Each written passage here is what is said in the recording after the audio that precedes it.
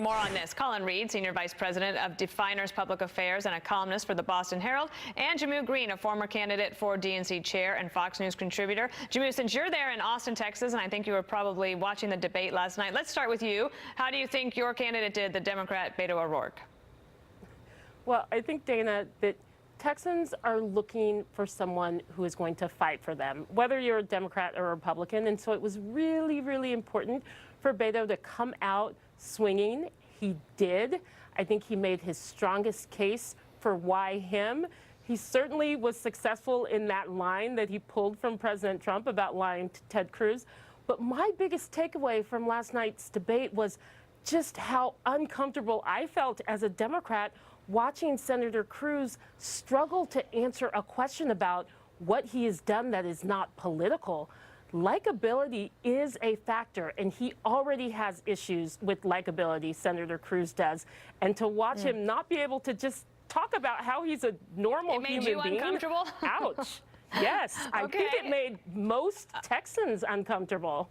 Colin Reed, let me go to you. So the CNN poll that came out, I think just yesterday or recently, showed Cruz up 52 over 45 to Beto O'Rourke. So in all of these polls, it looks like Ted Cruz is ahead, but there are a lot of new voters that have been registered in Texas. He's raised a lot of money. I don't necessarily think that he should have to share that with anybody else, especially if he's looking to higher office in the future.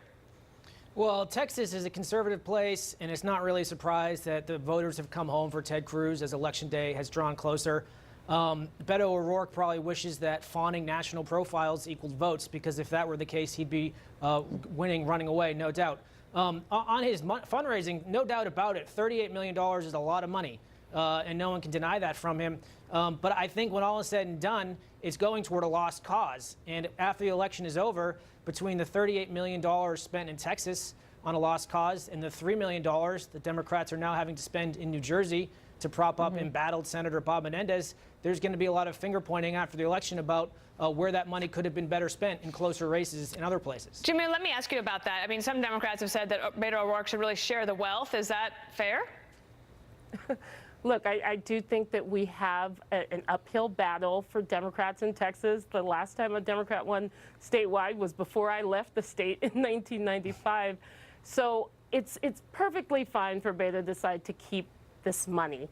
Here's where this race, I think, is going to come down to the fact that it shouldn't be this close, right?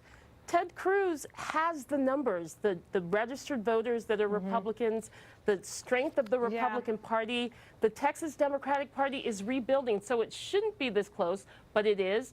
The thing is, we also have to look at the fact that Texas was actually closer in 2016 than Iowa was as a swing state. Yeah, people forget about that. So Beto sees that, and he's tapping into that, and it's going to take investing in this state, whether the electoral gain is immediate. Let me jump in here because I want to ask you about one other topic. Yesterday in the Oval Office, the president saw the Associated Press reporters at an interview, and when asked about the possibility of losing control of the House, the reporter asked, "Do you believe you bear some responsibility for that?" The president responded, "No, I think I'm helping people. We have a very big impact. I don't believe anybody's ever had this kind of impact."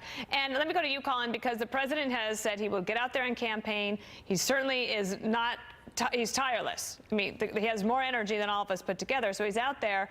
What do you think of this heading into the midterm, talking about this 20 days before? Well, the reality is midterm elections are referendums on the president. And whether you're Donald Trump or Barack Obama or George Bush or Bill Clinton, that's just how it goes. And the reality is Donald Trump is not going to be helpful in every single House race. There will be races where he's not the biggest boost. But on the flip side, on the Senate side, there's going to be a lot of senators, Republican senators in January who won because of popularity of Donald Trump in their states where he is very popular. So the cookie crumbles both ways. Jimmy, let me give you the last word on that. Are you concerned that the Senate is now going to be out of reach for the Democrats this time around? No, not at all. I think these races are still in play.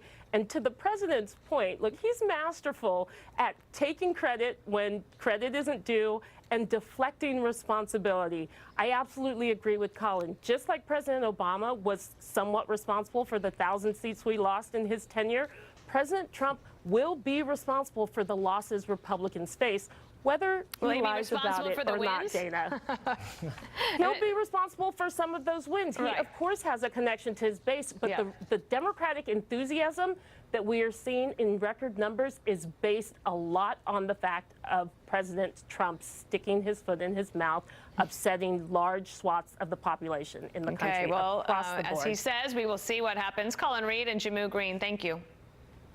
Thank you, Dana.